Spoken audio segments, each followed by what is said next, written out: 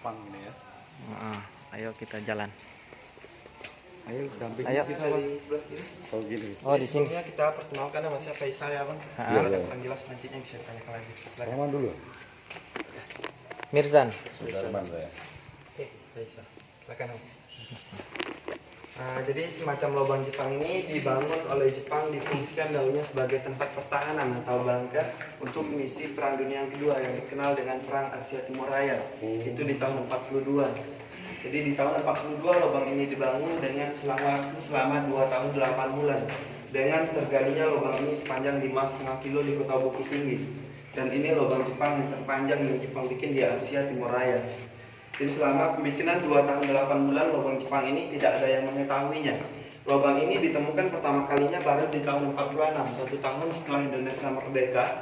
Di tahun 46 lubang ini ditemukan bentuknya bukan semacam yang kita lihat sekarang, yang berbentuk setengah bundaran. Ini dalamnya dia hanya sebesar ban mobil, kecil dari lampu ini ke atas. Dan dari lampu ini ke bawah yang berbentuk petak, ini lebarnya masih asli atau original. Kalau untuk tingginya daunnya hanya mempunyai tinggi 1,60 meter, bentuknya tanpa tangga, jadi semacam botol. Kecil di luar, besar di dalam. Akses Jepang naik ke atas, Jepang daunnya hanya merayap atau merangkak dengan bantuan tali. Jepang turun, Jepang hanya melosot. Disinilah Jepang fungsikan daunnya sebagai pintu pengintaian untuk mengintai pesat-pesat musuh atau mengintai ke arah pusat kota dahulunya. Dengan panjang kemerengannya ada 64 meter. Anak tangganya sekarang berjumlah ada 132 anak tangga. Terus ini.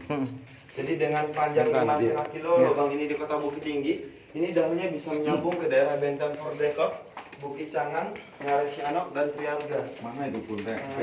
Benteng Fordekov itu di mana? Di dekat kebun binatang itu benteng pertahanan Belanda yang di bagian jembatan Berapa Limpaten. kilo dari sini? Kalau dari sini? Kalau lewat jalan raya hanya 500 meter. Kita ke sana juga ya. Mas, sebentar. Ya. Oh, berarti jauh dari sini ya? Ya. Jadi lubang Jepang ini di kota Bukit Tinggi itu 15 persnya di bawah kota Bukit Tinggi dilengkapi lubang semua.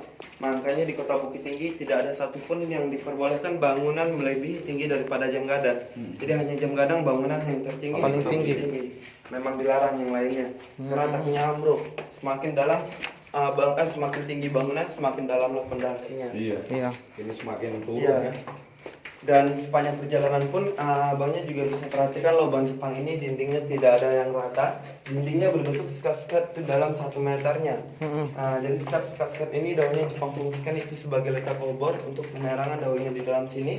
Bahan bakar obor itu Jepang gunakan biji daun jarak yang sudah dijadikan minyak biar udaranya tidak bergumpal berwarna hitam. Dari awal sudah kayak gini ya Pak? Ini direnovasi. Kalau lebarnya masih asli, tapi kalau masih tingginya asli. daunnya hanya dari sini bang, dari sini ke atas. Oh, sudah dibuat Iya. ini ya. Tapi di bawahnya kota Bukit Tinggi ini memang banyak lubang-lubang begini, Bang. 15 persennya di bawah kota Bukit Tinggi lubang semua.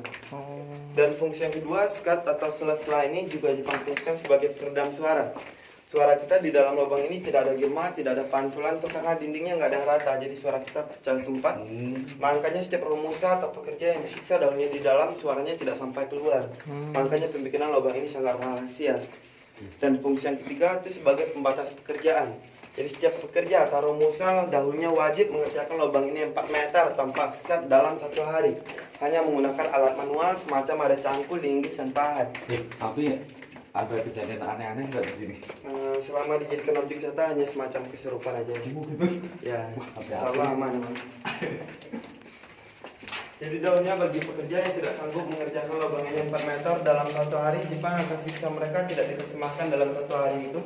Jadi yang meninggal di dalam lubang ini kebanyakan itu karena mati busung lapar atau secara sakit-sakitan. Dan abangnya juga bisa ada bentuk asli, bentuk original lubang Jepang di lorong yang pertama. Dan lorong amunisi masih ditinggalkan bentuk aslinya.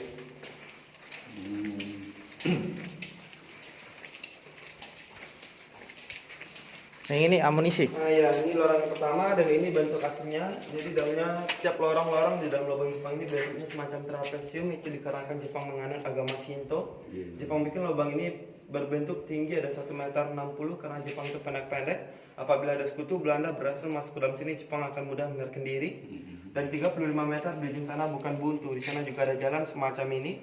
Kalau kita belok kanan itu daunnya lubang ini bisa menyambung ke daerah triarga. Jadi karena udaranya tidak mencukupi, sekarangnya ada dibuntukan.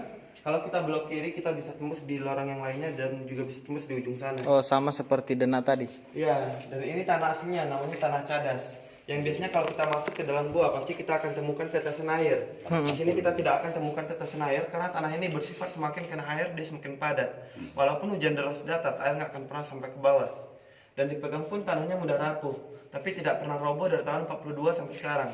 Nah, jadi yang roboh di dalam lubang ini hanya semacam ini aja yang kita lihat nantinya semen yang udah direnovasi oleh pemerintah.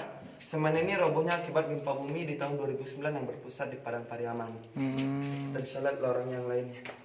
Mana amunisinya? Nah, kalau amunisinya sekarang dimuseumkan bang, di Museum Perjuangan Tridaya Kedarna. Di mana? Di depan Taman Panorama bang, yang ada helikopternya. Oh. Jadi kalau dimasukin sekarang ke sini, yang jaga Itu ada ATM-nya orang jatuh. Siapa punya ATM bang? Bukan bang. Iya. ATM itu. TM. Siapa punya itu? Kita nggak tahu kan. Simpan aja, siapa tahu orangnya cari.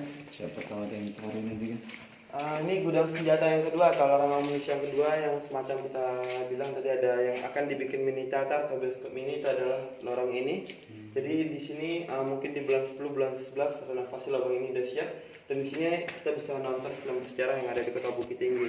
Oh, jadi rencana teater di sini. Ya, untuk penayangan film bersejarah aja. Tapi masih dalam tahap pekerjaan.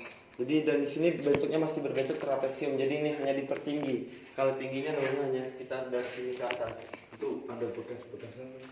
Itu udah masukan pemerintah, tidak ada peninggalan Jepang. Oh, sudah tidak. Nah, sekarang nggak ada satupun peninggalan Jepang yang di dalam sini. Sekarangnya dimuseumkan semua. Iya.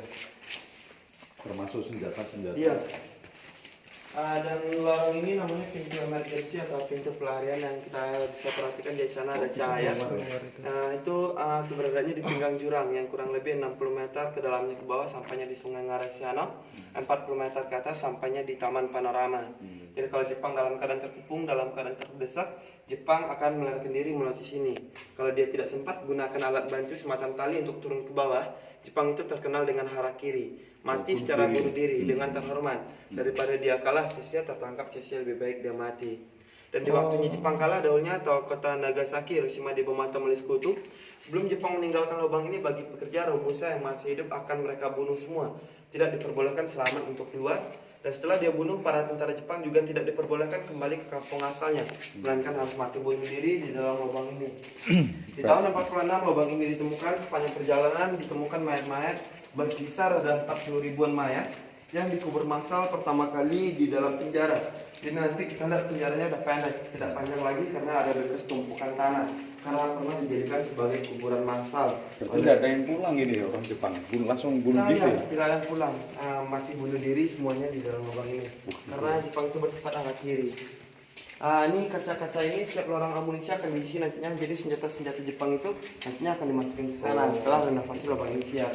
Jadi museum juga nanti. Ya, museum scientific lubang ini nantinya. Setiap lorong biar berisi. Mas, pegangin center satu. Ini gudang senjata yang kelima dan ini gudang senjata yang terakhir bagi Jepang. Dan di tahun 46 lubang ini ditemukan amunisi Jepang itu masih aktif dahulunya. Oh iya.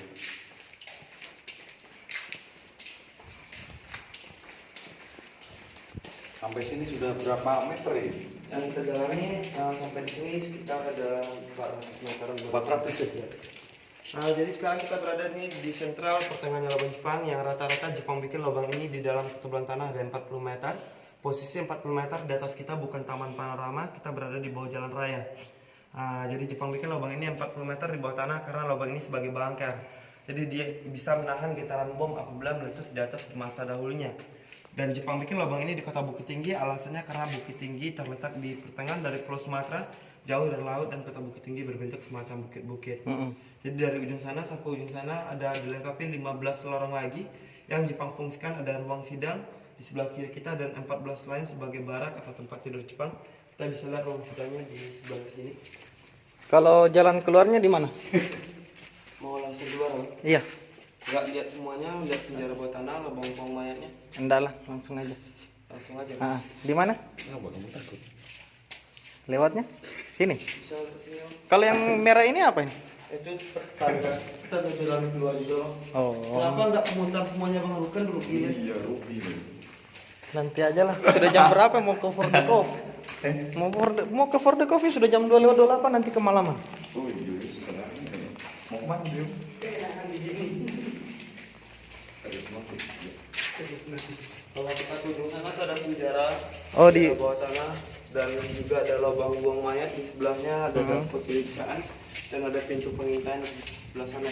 Karena juga berupa penjara. Apa? Masih berupa penjara gitu. Masih berupa tapi tidak panjang lagi karena ada bekas tumpukan tanah. Karena di tahun 46 mayat-mayat yang ditemukan itu tidak berbentuk lagi, sudah berbentuk tulang belulang. Masyarakat tidak mengetahui apa agamanya. Di sanalah pertama kali mayat itu dikubur massal. Dan di tahun 86 lubang ini dijadikan objek wisata. Mayat-mayat yang ada di dalam tanah dipindahin lagi dan dikubur massal di tubuh pahlawan tak dikenal. Tidak ada lagi, tapi bekas tumpukan tanahnya masih ada. ini ruang amunisi juga, Bang. Barak Nisa tadi dari sana sebelah kiri sebelah kanan ada bambu yang menyambung karena ada melapuk ditukar dengan tempat peristirahatan pengunjung yang masuk ke dalam. Mata itu ada kursi meja di sebelah sana dan ada jual minuman misalnya di sini. Itu udah bikinan pemerintah, Pak. Nah, dahulunya dia hanya berbentuk konek. Ini jalan keluar. Oh, ini keluar nih. Ya. Oh. Ini pintu utama mereka. Jadi awal pengelolaan lubang ini dahulunya dari sini bukan dari tangga yang tadi, melainkan tangga yang kita tulis tadi itu adalah awalnya lubang ini ditemukan. Di saat masyarakat ingin buka pertanian, dia lihat ada lubang yang berbau mayat dan dia lapor kepada TKR. TKR lah yang pertama kali masuk ke dalam sini. Dan lubang Jepang ini juga mempunyai misteri atau sejarah yang belum terungkap sampai sekarang. Semacam lubang ini yang mempunyai panjang total ada 5,5 kilo di Kota Bukit Tinggi. Kalau kita kumpulin hasil torekan tanah ini mungkin akan terbuat semacam bukit kecil. Berapa juta kubik tanah yang mereka buang. Sampai sekarang di mana bongkar tanah ini dia buang, satu pun tidak ada yang mengetahuinya. Jadi itu masih misteri ya, dan kata itu sejarah yang belum terungkap sampai sekarang ini. Mungkin diangkut truk gitu. Nah, karena saksi hidup di sini tidak ada. Jadi sejarah lubang ini diketahui itu dari dalam ruang sidang tadi. Dalam ruang sidang kita temukan ada peti yang berisi arsip Jepang. Di dalam arsip itu dia menjelaskan tentang pembikinan lubang ini. Jadi dari sana kita mengetahui sejarah ini yang diterapkan oleh Seiko Senkikan Karaka yang memimpin pembikinan lubang Jepang di Aceh, terdapat di Lok Semawe. Oh, di Aceh juga ada lubang Jepang.